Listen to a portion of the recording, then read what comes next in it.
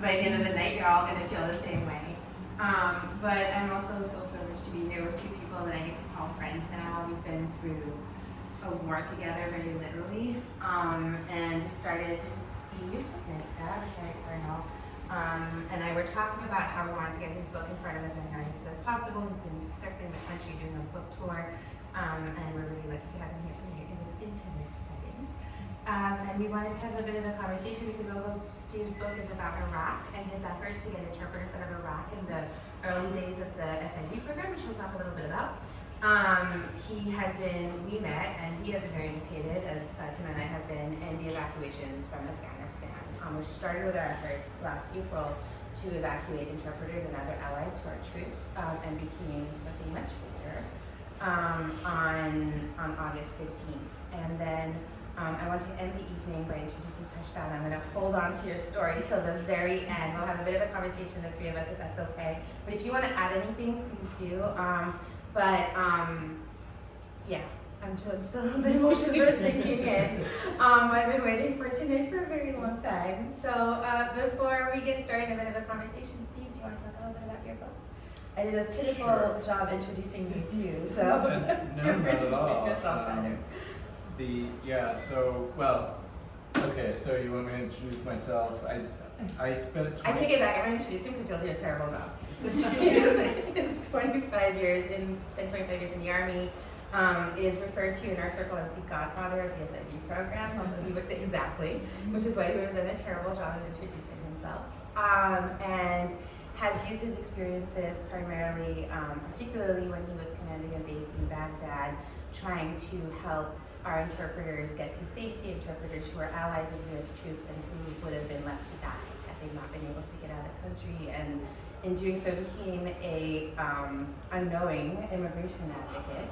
And one of the best facets, I think, for me has been having this conversation over the last few years, few months with veterans, and so bringing his perspectives, and other than that, many other accomplishments. Served on the National Security Council, grad of West Point and Cornell, we've done this a few times already, and all around incredible guy, incredible partner to our coalition. So there you go. Now that I've introduced you properly.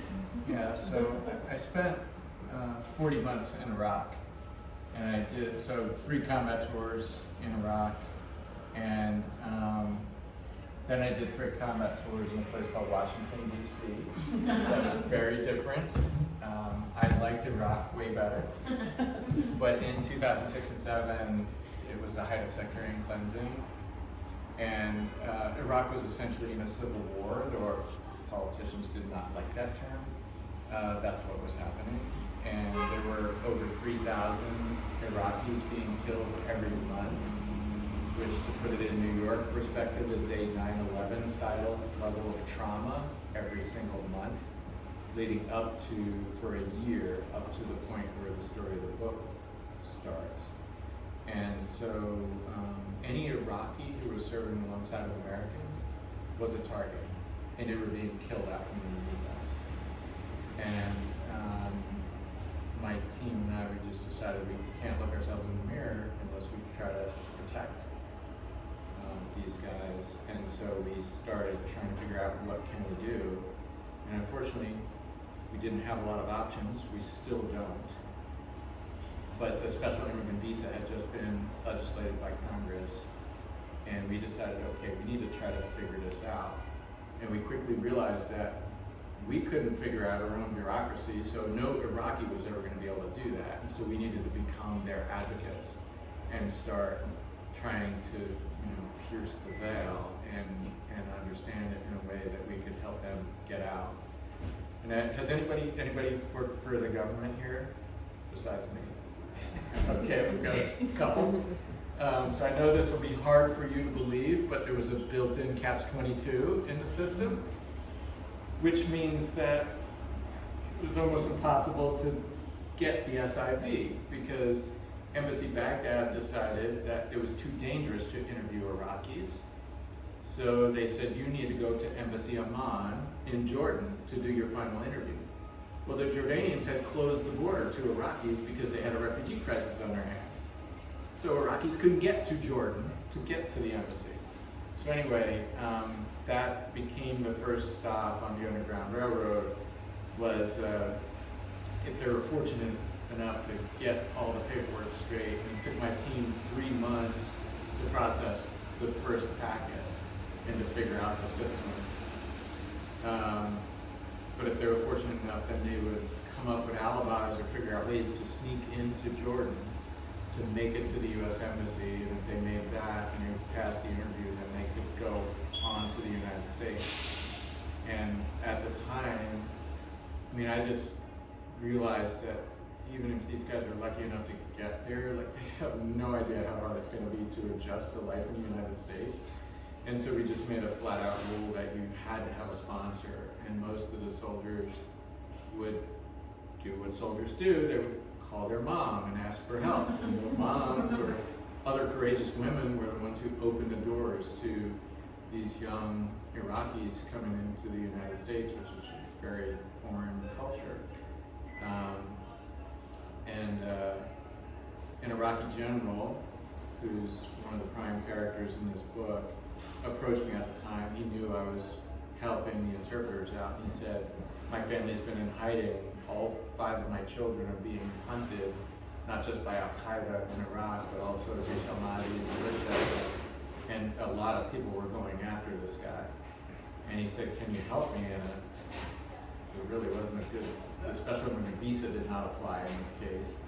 And there weren't good policy solutions. And so at the end of the day, I did what all the other soldiers did. I called my mom for help. And when we finally helped the family escape to Turkey, my mom ended up sponsoring the general, his 5 children, and his 2 wives when they made it to her home in Southern Ireland. Which then, the last third of the book is this soap opera of what life was like, adjusting here in the United States, and then the sponsors trying to, also adjust. So anyway, that's the story of the book. Can you ask me to do a reading? So I will. I'll do 2 short readings. One is just to give you a sense for the level of risk that interpreters took while working alongside Americans, and also just how challenging it is, or how much value our cultural advisors add, because we just have no idea of the cultural contours to navigate, and without our trusted Iraqi, Afghan partners, I mean, we would just be making so many faux pas. And so that was the point of some of the vignettes that I provide, is just to share how we could not do the mission at all without our local national partners in whatever conflict zone we happen to find ourselves in. So Ronnie is one of the main characters in the book. I have to still use his nom de guerre because his family would be at risk if we were using his real name. Even though he served 6 years alongside of Americans inside of Iraq in combat the entire time. And then when he finally made it to the United States, he did what a lot of interpreters do. He enlisted in either the U.S. Army or Marines, and then he deployed back as a U.S. service member and contributed in that way. And he continues to contribute, working for a defense contractor, and one of his last jobs was counter ISIS messaging on social media, which I would posit no native-born American could do anywhere near close to how Ronnie can do it. So Ronnie began his job with the Americans when he was 18. The son of a university English professor, he'd learned the language well and became proficient by practicing with his father and watching American movies. He wanted to make Iraq a better place, and the Americans paid well. However, he knew better than to tell anyone about his employment, not even his own family. 8 months after he started work at a base called Camp Bonsai, Ronnie was home one evening. His mother called that dinner was ready. He walked into the kitchen and found her folding a pile of laundry. "What's this?" his father asked in English, holding Ronnie's U.S. military base access badge. Ronnie stared at it, stunned. Your mother found it in the laundry. Luckily, she was not sure what it was. I can explain. You don't need to. Your mother and I just want to make sure that you're safe. What would we do without you? Of course I'm safe. I translate documents in an office all day. Very mundane work, but they pay well. All a lie, of course. At that time, the Americans didn't issue interpreters body armor or helmets, and Ronnie patrolled every day. He was so naive to the risks that he wore his college clothes, white pants and a nice shirt, on his first patrol.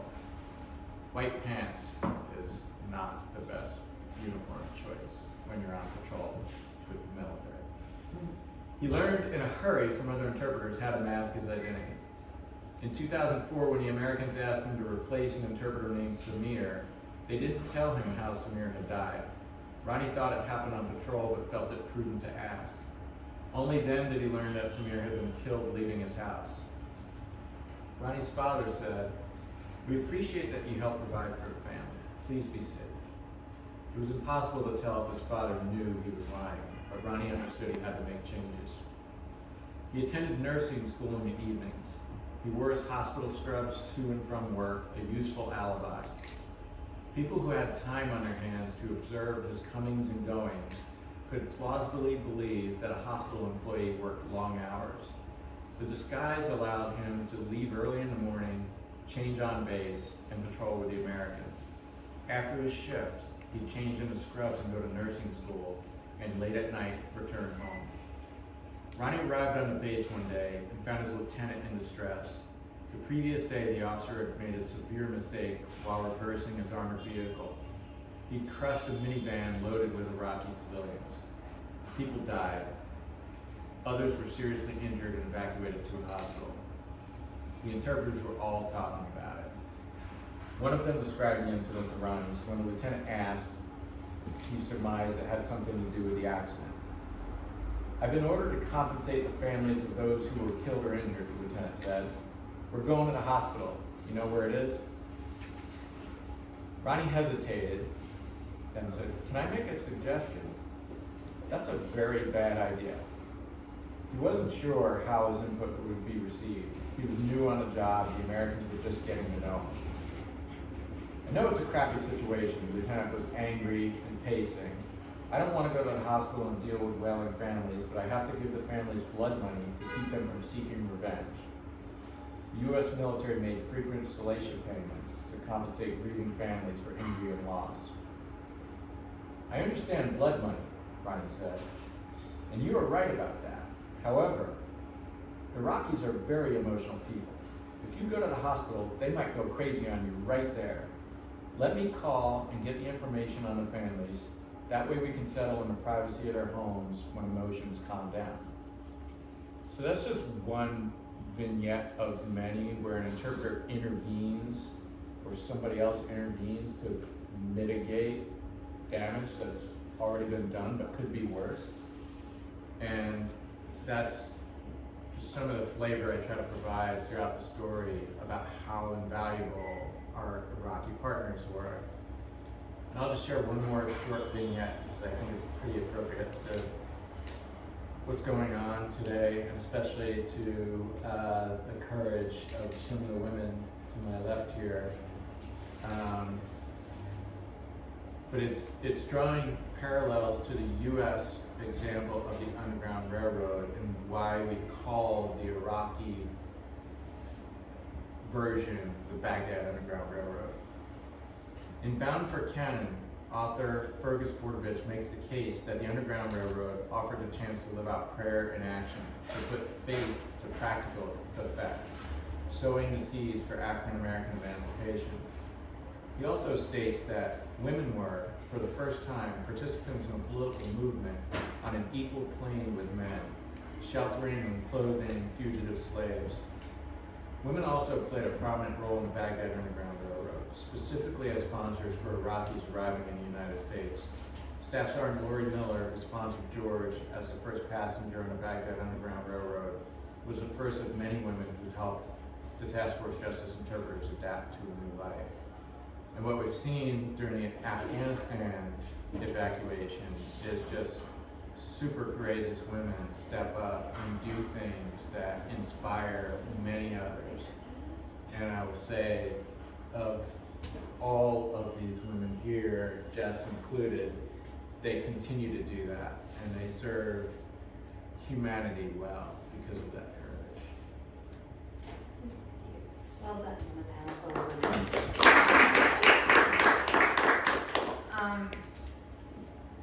Before we open it up to questions, I want to ask a few questions of the two of you, and then I'll finish down, of course, and if anyone does have questions, please feel free to ask. And just to sort of round up, you spoke a lot about your experiences in Iraq, but we're here talking about Afghanistan. What to you sort of makes the work transition so much in the end? What was the sort of obviousness that we can continue the work in this space? So we didn't have good policy to insulate, what I call our soft networks, our local national partners in conflict zones. When I was in Iraq, we still don't have that now. We don't do it well. And Afghanistan is the latest case in point. And we're going to continue to screw it up. And I just hope that we can learn from previous arrogance that, maybe there are other approaches. And I don't think it's, that's where my policy development work and research rests. And for those who don't know, the SIV visa that Steve basically helped implement in his beginning days really is only for Afghan and Iraqi interpreters. Those are the only two categories of there for individuals who work with the U.S. government. They just lowered the requirement for Afghans to 1 year, but you still have to have that 12 months. And there's layers and layers. It's still a process that can take years. And that's how Steve and I originally met, is that we had started trying to reform the SIV system starting in January, really, for me at least, Steve for about a decade before that.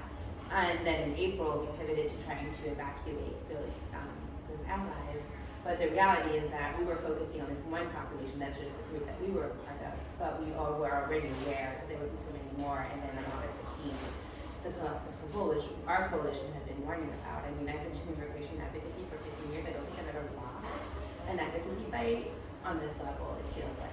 It's just been gutting to see how little our government listened to us and how little they gave faith in what we were trying to say. And now it's just this all-out effort, and it's just been such an incredible privilege to be a part of this. I mean, I've taken part in conversations I never thought I would have been part of before. But to join forces with advocates like Fatima, so to give your introduction, Fatima Rahmati is a community advocate here in New York, very involved with several Afghan leading organizations. You are from Afghanistan yourself, but left when you were young, and grew up in Australia, and has been fearless on behalf of her communities. And I'd love for you to talk a little bit about your work and also just about what the last few months have been, because as much as possible, it's been a ride. Thank you so much for having us. And Steve, I didn't know you were the godfather of the SIB program. No, because the SIB program is a literal lifeline for interpreters. And when I first started doing this work, I was an intern at Iraq and had to work on the SIB case. I was speaking to a gentleman in Afghanistan, and sadly, I think I'm sure probably everyone in this room knows, but I don't know if most Americans know, that to get to the US is extremely difficult. There's so many layers of vetting. The process to get here is years upon years, and literally, if all your T's are not crossed and your I's are not dotted, you could easily be, turned away. And the first case, SIV case I did, I had to tell him that he is not going to be accepted. I think that was probably one of the most haunting, worst phone calls I've ever done. And he literally said, they're leaving me here to die. So I appreciate your advocacy for SIVs. Just to give a bit of background, I was born in Afghanistan, and my family left 38 years ago. I was 4 or 5 years old, and that was when during the Russian Soviet invasion. And like most people who flee, you think you're going to go back to your homeland, and sadly, my family never did. We left with 2 suitcases. It was my mother, my father, myself, and my siblings, and we went to India. You know, we were paperless, like so many people right now who were evacuated. We had no papers, we were stateless, and then through the UNHCR program, we were resettled in Australia. And so the last few months have been a different level of trauma for all, I think, Afghan communities. I think 20 years ago, to see what happened in Afghanistan, I think people came in and there was this big effort to kind of be in solidarity with Afghanistan and help in different ways. And this time it felt almost the opposite. It all just like left. And to see people falling off planes, to see people with one backpack. I've never heard my mother so just re-traumatized, people in our community. And I think to be doing this work and so many other Afghans that I know that are doing it, there's been no time to grieve or to process or to understand how to kind of even navigate, you know, what's happening. But also many of us still have families there. I have a lot of family there, and so while we're trying to evacuate, you know, SIVs or human rights activists or women's rights activists, I also have so much family there that call me constantly and are trying to get out, and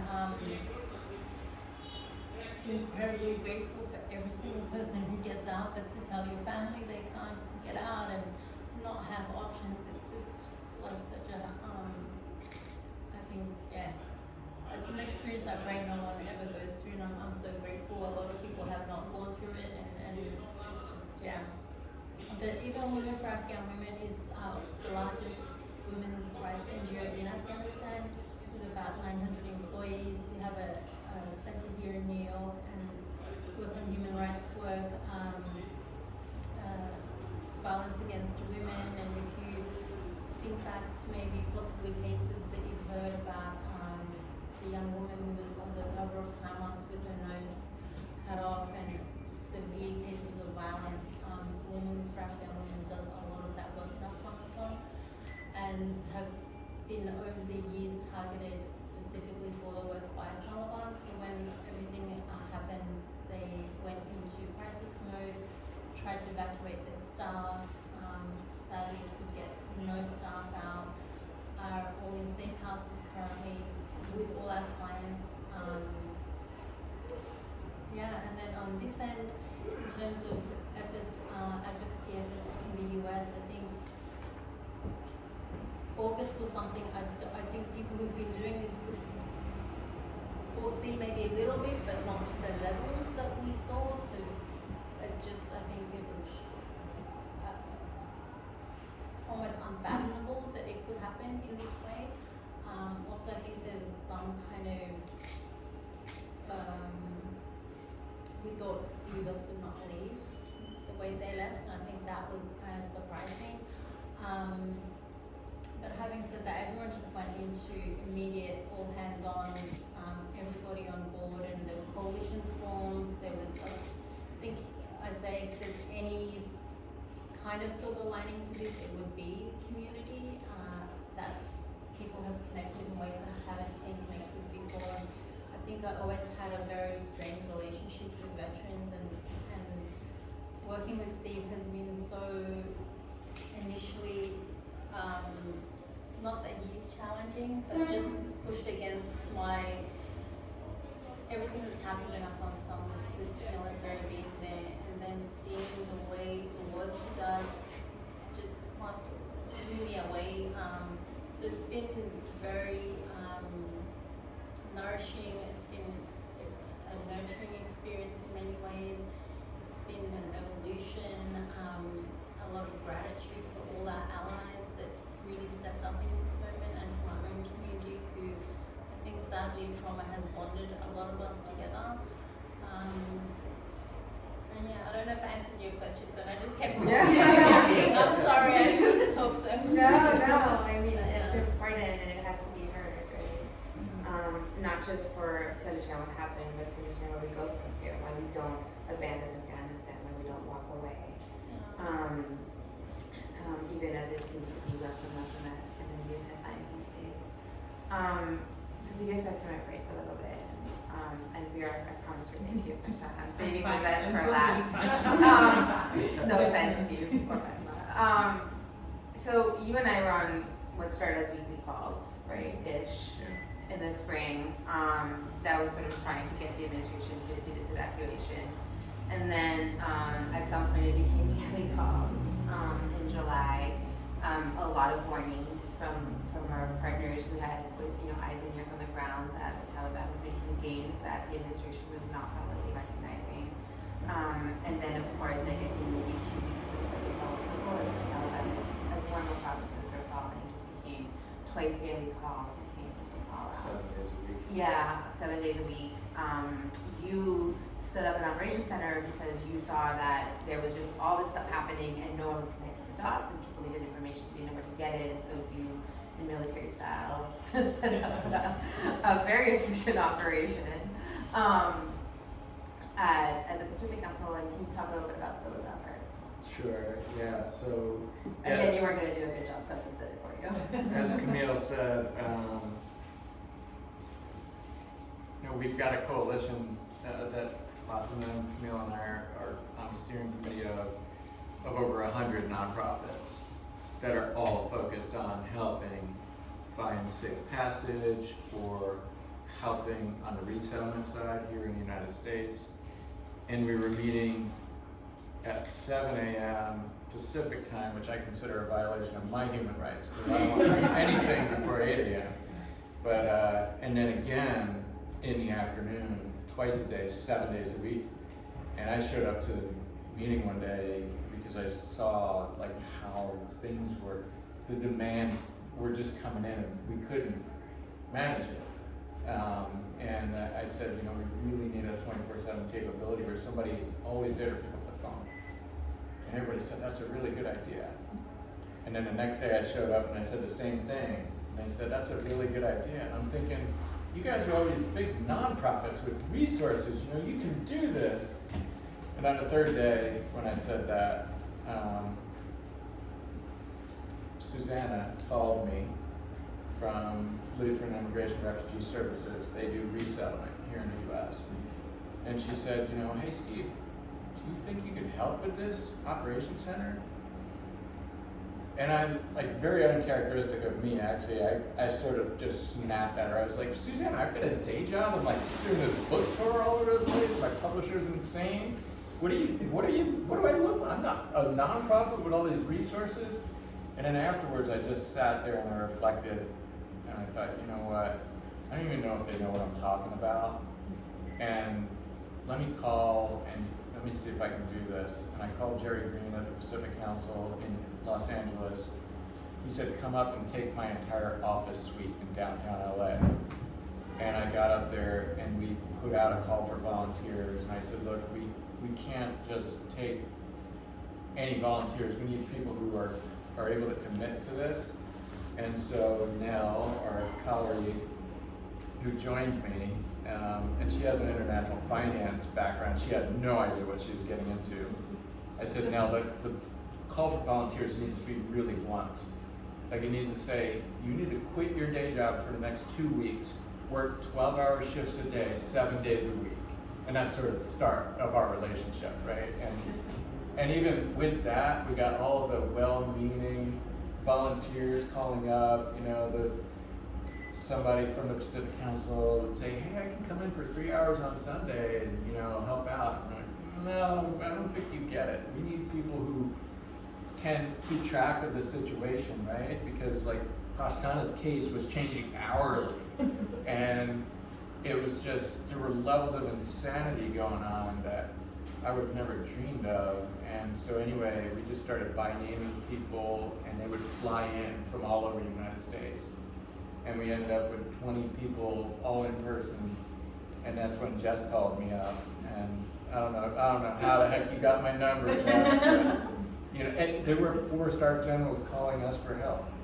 Senators' offices would call us for help. I mean, and I'm just thinking, what is our government, like, why are they calling me? What is our government doing right now? But all of our operators have been told, you know, you're the first people that actually pick up the phone and I can get a real human voice on the end of it. Can you talk a little bit about the kind of calls you were getting? I mean, at the beginning there was, what gate did we go to, and then this was the explosion, and that sort of altered everything. Yeah, so it was, you know, we were 24/7, right? Obviously, you know, when it's daytime in Afghanistan, it's nighttime here, and vice versa. So we really needed to have somebody on watch. We had a bank of phones, and there would be all kinds of crazy calls. Like the BBC called us up and asked us, "Can you help us get 600 people into the airport?" I'm like, "What? Are you serious?" You know, and we were, you know, just, we're not staffed to handle the tens of thousands of cases that are out there. But what we would try to do is we would try to connect organizations like Camille's organization with soldiers on the ground in Afghanistan who had a problem, right? Or advocates for somebody in Afghanistan who had a problem, and maybe we can find the right resources that can help. And then when there were really high profile cases, you know, we'd get on a phone and call ambassadors or consul generals in embassies, wherever the need was, and people like you would hammer Citizen Immigration Services or Customs and Border Patrol and elevate cases to the highest levels. And it doesn't, you know, it's bizarre that it has to be that way, especially for cases that seem like they're a no-brainer, but yeah, it was just constant, and it's, to this day, we are receiving 275 to 300 calls a week, and our team continues to operate 7 days a week, and we anticipate being fully, well, we are functional through the end of December, but I wouldn't be surprised if we don't operate for all of next year too. I have a final question for Fatima, which is what does the future of Afghanistan looks like right now, but I think this is actually a really good time to pause and talk a little bit about Pashana. So one of those calls to Steve was Jess. And I was just sitting at home minding my own business, probably trying to do my day job for a minute, when I got a text message from Steve saying, "High profile women rights activist, I need your help, can you come on the phone?" I was like, sure. And we just had so many of those conversations, and it's been really interesting to see sort of, you know, your reaction to, and my reactions, where he'd like call and be like, "Immigration is not doing this," and I'm like, "Yeah, okay." Not shocked at all. Yeah, I'm like, why is this broken? They forgot to send the file, and I'm like, "Yeah, probably." He's like, "Well, can't you just click a button?" I'm like, "No, it's a paper file. It's gonna take 3 weeks because, you know, USPS." And it's just been really interesting to sort of highlight all of that. But this case comes in, this was days after Kabul fell, right? Days after. No, this is Yeah. 12 hours before the fall of Kandahar. That's right. When we were on the This phone. is fast. And and it just set off a frantic hours, I don't even know, which then stalled and became months, weeks and months, and just back and forth trying so many things. And I just want to say, Pashana, in your story, you are from Afghanistan. I'm trying to do this from memory. Grew up mostly in Pakistan because you're the leader of a tribe there. Returned in 2017, started a nonprofit to educate women and girls in Afghanistan. Won them a lot of prize. When I tell you her age, you're gonna be blown away. And when Kandahar fell, managed to make it to Pakistan. And Steve, which is when Jess called Steve, she called me, and she was like, and on top of everything else, she's still tweeting and pissing off the Taliban. My kind of girl. How old are you, Pashana? I'm 23. 23 years old. And I'm so in awe of you and your courage. And I say that not because of what you've done for women and girls, which I was so proud to tell the day you landed, I was in tears, and I told my little girl, and I was like, I'm going to tell my little girl one day that I was a part of this, and everyone was like, tell her now. Which is true, because she's 8, and she's probably done listening to me in about 6 weeks. So, but I'm in awe of it because I was on those WhatsApp threads with you, and just signal threads, and talking, and just seeing taking your courage and your belief that if you just tried one more thing, you would be here. And I'm an immigration advocate, and I gotta tell you, there have been moments in the last 15 years when this country has kind of sucked. Yeah. I've seen a lot of ugliness in it, and the one thing that keeps me going is just this sort of like faith that it is still a place to be, and that it is still a place that will give hope. And seeing your fight is just, I'm just gonna get emotional again. So I'm just gonna ask you to tell your story, and I'm just gonna sip my wine. Well, I don't have a special story, I would say. I think you have a pretty special story, Steve. Back me up. A movie, maybe. Let's just call it a movie. But the 2 months are a movie, I would agree. It was crazy, to be honest, because it's one day everything is fine. I'm like, she called me, she's like, everything is going down. Are you okay? I'm like, no, it's not a big deal. They'll bomb them, and it's all gonna be good by Eid, and you'll see that. How am I gone? And then the other day, and she says, these people are coming again. What do we do about the document? I'm like, you send in the producers and everyone, we're good to go. We'll go to the schools and everything. And the next day, Kandahar fell, and I just lost it. And that's where I actually realized it. Okay, this is really real. And I thought to myself that when I never thought US was gonna leave. In my head, I was like, even if they leave, it's military leaving, right? And it shouldn't become a big deal, because at the end of the day, when military stays, more people will be recruited into this jihad war machine. And if the military leaves, it's gonna become calm. But it didn't. And that's where I lost it. And every time in history, if you study history, in Afghanistan, every time Kandahar falls, the whole Afghanistan falls with it. And that's when Kandahar fell, I knew that Afghanistan was gonna fall. But it's where the Americans got it wrong. They're like, in 90 days. I was like, no, it's going to be 90 minutes. And it happened. It happened the next day. And that's where everything happened. And that's where 2 months of struggle. Every sort of parole, CVP, visas, getting smuggled, getting out of it, questioned by Pakistani intelligence services for hours, giving Camille and just heart attacks over them getting through my emails, through my cell phones, getting bullied for it, getting to our Kandahar again, and then going through Kabul, and then again my flight being cancelled in Kabul. So here's the thing, Kandahar fell. I'm transported to Pakistan to get out of Afghanistan, to get out of this place, and then for weeks I'm stalled and I cannot go out, and I cannot go somewhere. I'm being questioned, I'm being followed, I'm being surveilled. And then I'm again sent back to, I go and I tell her, I'm like, I'm gonna go back. And she's like, you're crazy. I remember that text message. So that's when we go back. And when I go back, so the first few days I'm there, I'm doing my work, and we launch a school, we launch a clinic, we launch a sustainable livelihoods program, and we focus, I'm all working, and this is like, are you gonna survive this? I'm like, yeah, I'm gonna survive this. And then I go in the night in a bus to Kabul, because I couldn't take a flight. So I reach Kabul, and then in the morning, so I have a flight, and the president of the university, he texted me, he was like, don't tweet until you're out. And I was like, okay. And I sit on the plane, I get my boarding and everything, and then the pilot says, okay, the plane cannot take off because Pakistan is not giving them the permission to land in Pakistan. And I'm like, it's all because of me. So in my head, I'm so paranoid that 200 passengers are not gonna land in Pakistan because of me, because I pissed off them so much. Anyways, I talked to Zohra. She was the one who was able to get me onto another plane and got me the ticket, got me like a few days later. And then I get to Pakistan. And then 2 weeks we work on the paperwork and everything. We get the visa. Visa was not the issue. Your country came through. So FYI, you guys should know. That was not a problem. Then again, intelligence services come to my room. They question me for hours. They go through my emails. They go through my phone. They harass my brother, who's actually said, you're gonna get us killed someday. But I was like, it's not today, so we're very happy. And by the end of that one night, I got to go. So yeah, that's my story. But there were a lot of backstory story that I want to talk about. So I don't know what you guys did last week. I remember getting a photo of your exit stamp from Pakistan, and just like pouring tears, texting these two guys, couldn't breathe, texting just every hour for updates.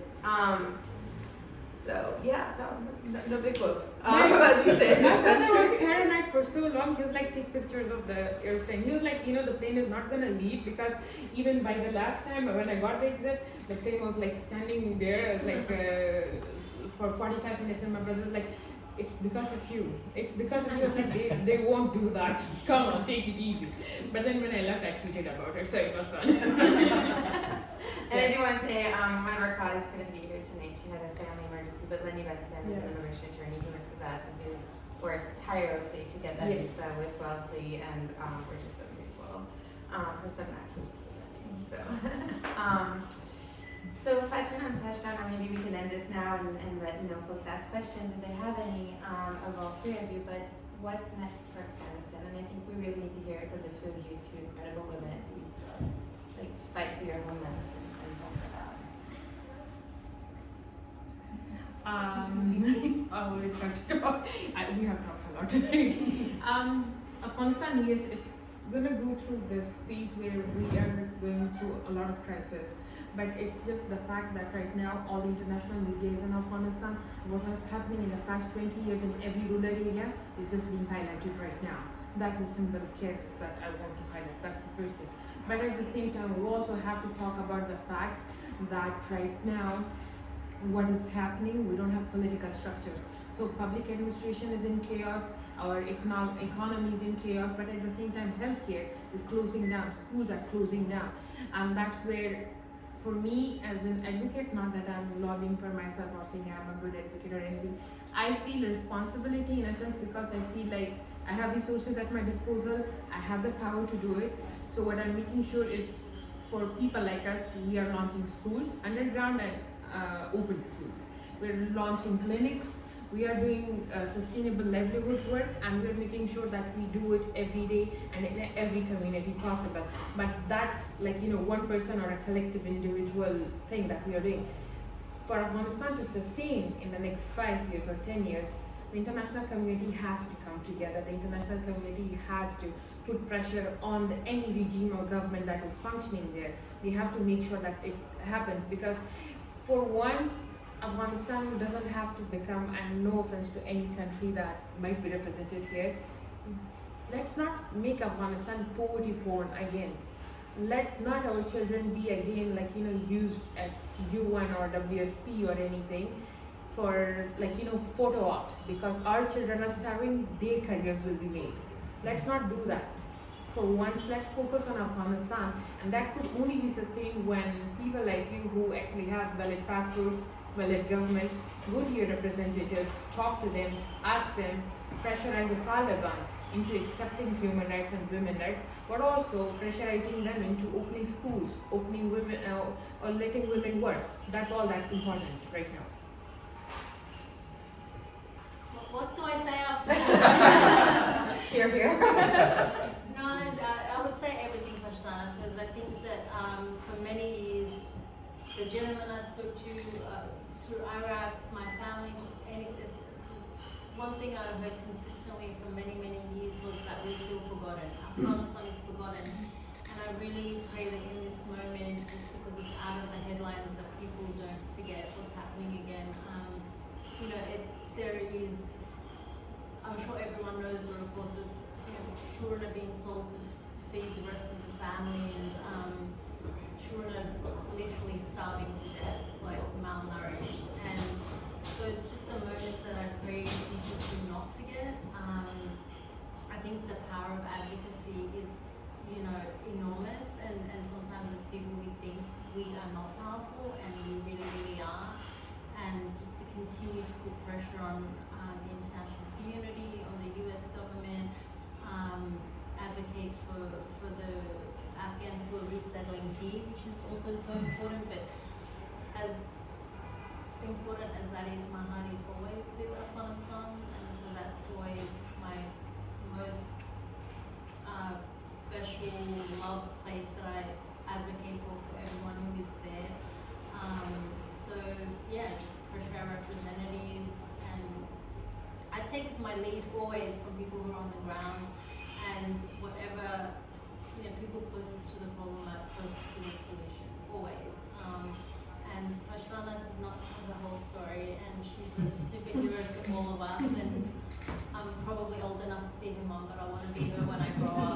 Like it's true. She's incredible, and Afghanistan is filled with so many incredible women, young men, and just people.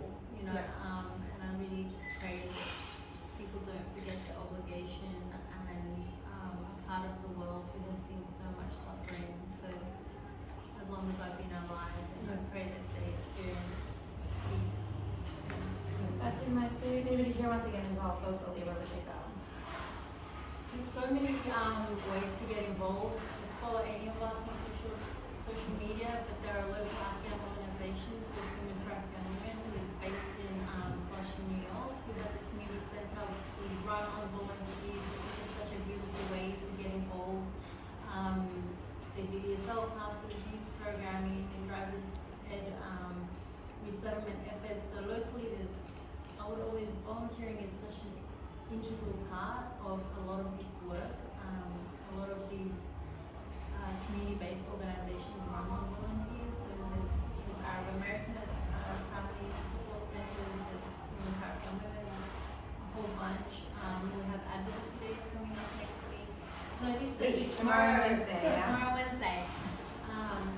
Calling our representatives. I think people underestimate how the power of that. It's really important. And I think the other really important thing is to always elevate Afghan voices, and just keep it in the headlines and keep it share their stories. I think everyone wants to be valued and loved and seen, and it's really important to elevate the stories and the voices.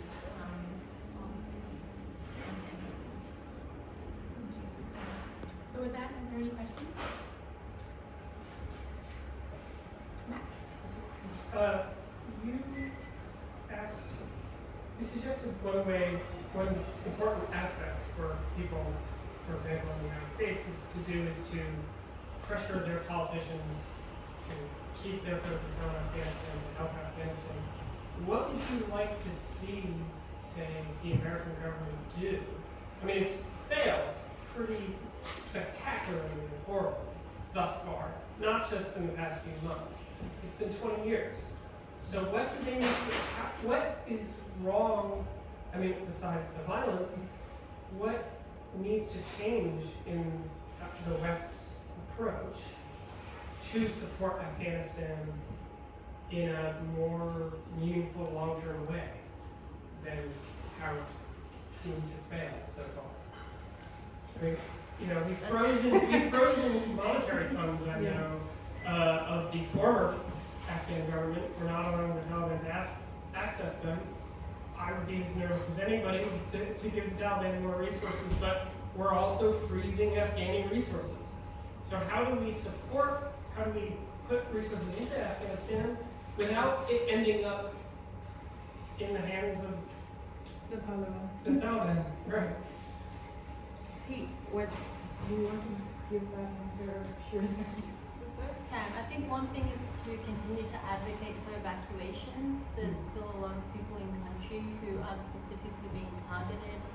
I think anyone should be able to get out if they want, but of course there are groups. There's the Hazara group. There's our Shia brothers and sisters. There are human rights activists, again, journalists. There's so many people still being targeted, literally being hung in the streets, kidnapped, killed. So it's a very real threat. So pressure to continue to evacuate. Our coalition that we're part of is called Evacuate Our Allies, and there's a big push to continue evacuations. And of course, to unfreeze funds, I think is a big it's a controversial subject right now. I'm not exactly sure how Pashtana feels, but I had a long meeting today specifically about this, and I think the conclusion at this point that the people I'm working with have come to is that they should be unfrozen, and obviously very conditional. It's not like you are handing over just unconditional funds to the Taliban, right? It has to be very conditioned. There needs to be oversight, of course. There needs to be an independent body that is monitoring it. If it can go directly to aid organizations, or there has to be a mechanism where it's not falling into the hands of the Taliban. But I think, earlier I said it's, I'm going to say the other, I'm not going to say my next point. Please go ahead. I think when it comes to unfreezing the assets that we have, I'm very clear, unfreeze it right now because it's Afghan money. It's not Taliban's earned money, it's not government's earned money, it's Afghan money, right? I have a bank account, I can't access it. A, of course, because of the Taliban and whole thing that is happening. B, I can't access my own hard-earned money. I couldn't access my own salary for months. Why? Because the Taliban came into power. It's not my problem that one Ghani left and another Ghani came in power, right? To me, it's my money. I should have been able to access it. That's the first thing. People are fleeing the country because of poverty, because they are not being able to access those assets. That's the second thing. The third thing that we need to focus on as a country, as US, is the fact that we can put in all mechanisms in place, but you legitimize the Doha deal, right? US was the country that legitimized the Taliban, that whitewashed the Taliban for so long. And it sounds hypocritical because they were those who got me here, but I have to be honest because I'm an Afghan. And the fact when you whitewash Taliban, the fact that you whitewash someone who murdered your entire family or people in your clan, it becomes normal. In 20 years, you will say ISIS-K is also acceptable because, it has been 20 years, they are better people, they are not corrupt, they fought for their country, let's give them the place, In 20 years, that will be acceptable. So right now, for US, it has to be something, Afghanistan has to become less of a poverty porn or humanitarian crisis porn that is being watched throughout the world. Our tragedy is so good for people to continue getting aid for their own organizations and make their careers. But at the same time, the fact that US has the power, US has the key to reverse the whole thing. In what sense? Make it inclusive. The Taliban are in power. They could have done this in Bonn Agreement, they didn't do it. They could have done it in 2010, they didn't do it. They could do it now. Bring in the other people. If you keep on removing one and bringing in the other, after 3 years you will see another group. After 6 years you will see another group. I'm not a Taliban apologist. Half of my family was murdered by them. I left my job, my house, my land, everything because of them. Just knows a lot about it. But in all practicality, I'm an Afghan. For my own personal ego, I cannot make all the people suffer, And for that, US has still the key. US still can pressurize them, reverse all that. And even apart from making the organizations, make the local Afghans empowered. Make the local Afghans empowered in those organizations to hold the key to the money. That's how you make them accountable. But also at the same time, apart from more Taliban being recruited, it's better to have that money element included, And I guess that's it. Thank you. Does anyone else have any questions? Yes, please. Yeah, hi, Hashtana, right? Yeah. And Fatima, thank you so much for being here and representing Afghans, not only in America, but back in Afghanistan around the world. So really appreciate you being here. I'm Afghan American. Thank you so much to our allies who are American as well. So I relate to you so much.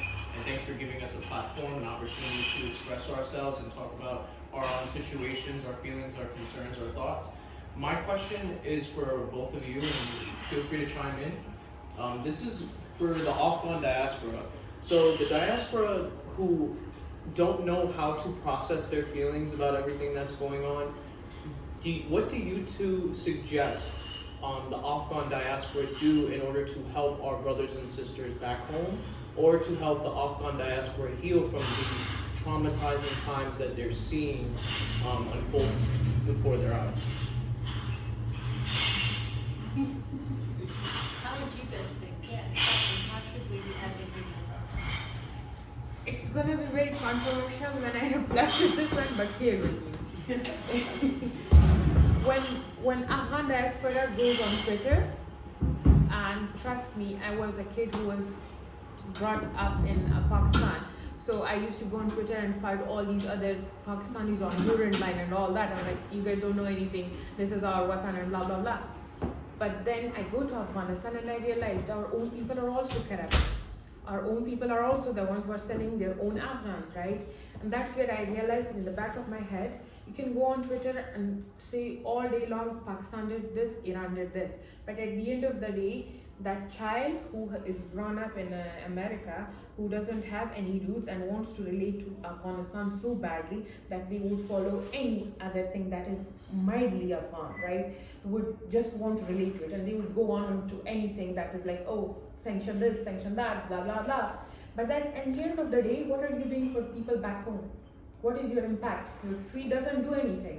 There are more refugee Afghans in Iran and Pakistan than it is in Afghanistan itself. What are you doing about that? That's the first thing. The second thing is, as an Afghan diaspora, you always have a family back home. Help them economically. Stabilize them economically. Most importantly, educate them economically. You guys have Facebook, Twitter, Instagram. All those things could be used to educate them in all manners of life economically. Tell them how to sell your own products online. That's a very, very safe way to do, you know. Tell them how to learn online. Khan Academy is a good app to be used. But what we do is we go on Twitter and I attended one Twitter space and I'm going to say, oh, this country is bad, that country is bad. You as a diaspora should be helping your own people lift up. Countries will always do politics. Our blood has been politicized for a century. We have been like this from Amanulah's time. We'll always have been like, ups and downs. But Afghans, Afghaniyat, and that nation building, that's important. And we have the most international community throughout the world. And the one thing we could do is pool in our resources, help each other out. Back home, you can't send money, educate children. Give internet access to 10 kids. It might be $100 for you guys, but it is internet access for 10 kids throughout the month. That's something Afghan diaspora can do. Start a sewing circle kit, which is very small, and I know it's weird, but that dresses, if you sell it in the US, give that money on back home. That could help stable a family, take them out of poverty. Those are the things that diaspora can do. But all we do is go on Twitter Spaces and do all this. Not that that's a bad thing. Do that, but also help in practicality. I have a question, Prashant. Is this your first time in the United States? Yeah. I feel like you're really I talk faster. and you kick ass. Mom is told I talk very fast, but it's a Kannada thing. No, I gotcha. I'm half Brooklyn, half Paris. I'm right there with you. Is there any other questions? Yes, Julia. Hi, thanks so much for being here. I'm Julia. I'm an immigration reporter based in New York. Question, I'd love to hear a little bit about how it's going for you so far in the U.S. How are you feeling? Do you feel like there are enough resources supporting you? So I am basically very much welcomed. I'm gonna be honest. I'm not treated like a normal Afghan or someone who has come, so I just don't want to generalize on that. I'm gonna be very honest. I'm being welcomed by this powerful community at Wellesley, and they have been very kind towards me. I have a space where I can work on my own projects back home. I'm working on everything that I used to. I just have a safe space to live in and work in, and use that as a research to make sure that we show it to any other country who's interested still in Afghanistan that, okay, this works. You should be doing that in Afghanistan. And so for me, the experience so far, it has been 1 week, but it has been a good week. A peaceful week. I sleep at night, so that's a good thing. Thank you. Any other questions? Yes. What are some of the policy changes you're advocating for in this process, and as far as also expanding into other visas or ways to bring people over? I'm happy to start and take it over. Sounds like a question for you. So Steve's heard me say this so many times now, but it's been fascinating to watch this because for me, this is sort of watching the American people respond to a migration crisis that doesn't include the Mexico border is fascinating, right? Because it's all the same issues. They are so upset, which is good in a way, and getting vet communities. I mean, for all our conversations of you screaming your head off about why U.S. citizens can't get an electronic file, we haven't been saying that for about 2 decades. So we're advocating for a few things, which to be candid, I don't think are enough personally, but we have to start somewhere. One of them is a lot because of the haphazard, frantic way in which the evacuation was done so far. individuals who were brought here, even though they may have been eligible for SIV status, even though they may have been eligible for refugee resettlement, are actually arriving here with no legal status. And our refugee resettlement agencies, which are gutted, which have no resources because they were decimated for the last 5 years, don't know how to provide those legal services, and you're not entitled, you're not guaranteed a lawyer, right? You're not promised a right to a lawyer in immigration, and so nonprofits and others are really scrambling to sort of figure that out, right? Like, we need to figure out what's the next step. We got them here, now how do they stay and how do they integrate? So that's, I think, so one of the ways that we're doing, to get to your question, is we're advocating for the Afghan Adjustment Act, the AAA. That's what the next 2 days of advocacy are for, and they're to get it introduced. It's been written, it has bipartisan support, but it hasn't been introduced yet, and that would provide a pathway to legalization, so to a green card and ultimately citizenship, for the Afghans who are evacuated here. Separately, on the administrative side, we're advocating for continued evacuations and broadening of the evacuation net, so to speak. Right now, the U.S. government is prioritizing U.S. citizens, green card holders, SIVs at certain stages of the process for continued evacuation, but everybody else is sort of stuck there. As far as the U.S. government is concerned. And so that's another, or have to go through the refugee resettlement process, which takes about 2 years. So that's another area of advocacy that we're working on. And then I think we have an opportunity, because sort of what I was saying earlier, and I want to hear Steve's thoughts because you've been engaged in the society space for so much longer. We have an opportunity to really think through what we think of as a welcoming community and what we think of as local policies, right? Like, there's just so much public support behind this right now. I mean, in the days after Kabul fell, CBS did a poll, and 81% of Americans across the political spectrum favored supporting Afghans arriving here. And there's an opportunity to sort of take immigration out of politics and say, like, okay, here it is, right? A true migration crisis. How do we, who watch this unfold in live time on social media and on the news, how do we respond, and how do we make sure that they become welcome here in our communities? So those are my thoughts. Yeah, and on Camille's last point in particular, because our society is so polarized, it's hard to have a rational conversation about something like immigration, right? But the veteran community, interestingly, seems to be able to speak to the right and the left and at least be heard. And so what we're going to try to do is leverage that opportunity by putting veteran voices out there in the lead to welcome our Afghan partners as they enter the U.S. or as they get some sort of legal status because of the other advocacy that's going on. And what the hope is that if we can start that conversation, maybe we can broaden it to immigration writ large, or maybe we can go to other spaces and have just more rational debate about the important things that we're wrestling with, because right now, I mean, we can't even talk to each other in this country.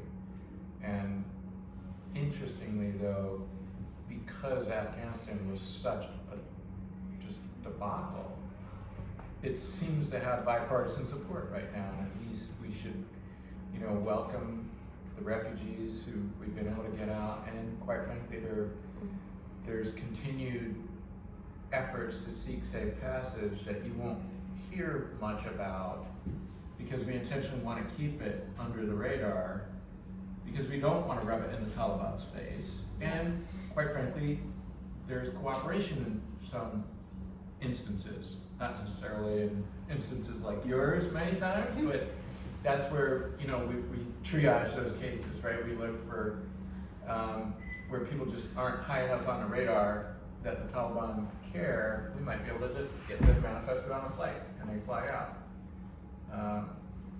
Or they could be, a very provocative Twitter personality and they just need to get, smuggled across the border, like right now, don't wait, so. Anyway, yeah. Any final question? And then there's wine and food and beer behind it. We can continue this in further. Yes. So I know with the current SIV process, the USCIS has said that they're prioritizing Afghans who are already in third countries, and that for anybody in Afghanistan, they actually have to find their own way to a third country in order to go to an embassy and apply for an SIV visa. And then on top of that, there's just no boots in the ground really as far as the US government is concerned to actually evacuate people. And I know it's at this point in time, it's mostly like veterans groups and other human rights organizations that are doing evacuations. What advice would you give to people who are in Afghanistan right now, who are trying to get out? What would you tell them to do? what are the best routes. I know there are some like evacuation lists and stuff that people can get on, but I've heard there's a lot of fear with putting your name on a list that could be accessed by the Taliban, and then your whole information's out there. So what kind of advice are you giving to people in Afghanistan trying to get out? So I do want to say, before you answer, because this is totally you, there is about, I think, one flight a week that is chartered by the U.S. government getting out of, one flight a week. But there is one flight a week, just because I'm a committed to journalism, I just felt the record needed to be correct, but. There are other Yeah. charters There's as private well, charters. and yeah. So my team has been operating, 24/7 since August, and we operate on two principles. One is empathy, that we just try, because we've been told we're the only people that actually pick up the phone and talk, that we just try to meet whoever it is. When Jess called me, I was just trying to understand, why is she advocating for this person, and what's going on. And so empathy is super important, but then the other principle is humility.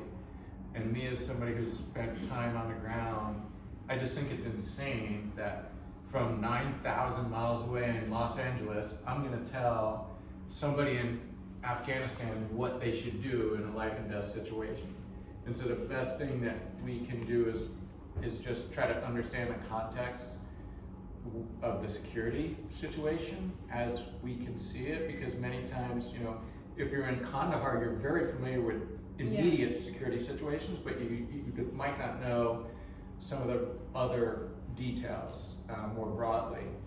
And so we just try to provide that context and allow people to make their own risk assessments and then decisions, right? And I guess, you're the first case that I know of that I violated that, because when Jess told me, she's deciding whether or not to go for the SIV or the P2, and she's gonna go to, Kabul. And then almost as an aside at the end of the conversation, she said, oh, and she's considering getting smuggled across the border. And I said, do that right now. Get smuggled across the border. Do not wait. Yeah. The security situation is unraveling before our eyes, and you are a prominent personality who will be targeted, and we knew that. And so anyway, but we're just going to keep, the veteran community will not stop. Our government knows that. Our colleagues in the humanitarian space are educating us on a daily basis about immigration law and other nuances that the veteran community has no idea about, and that's why that coalition is such a powerful voice in this space, and that's why people in the coalition are being hired by our government right now to help manage the continued evacuations, and that's why we have access to the 8 military bases here in the United States, and we continue to shine a spotlight on the, in many cases, horrendous conditions that people are living under, in order to add capacity from the nonprofit community and just continue to augment the, whatever our government is doing to make it as, livable as possible for the refugees who make it here. So I think that kind of concludes our panel, but I'd like to give Fatima the last words, final thoughts. You've been in this fight for so long, and this is so personal to you. What's the last thing you want us to remember us tonight? Oh wow, that's a lot of pressure. Well, you can have the last line first if you like. What do I want everyone to remember? I always say that home can be anywhere if you're loved. So I just hope that when you come across a refugee, whether it's Afghan, Syrian, Iraqi, I pray that they're greeted with love and that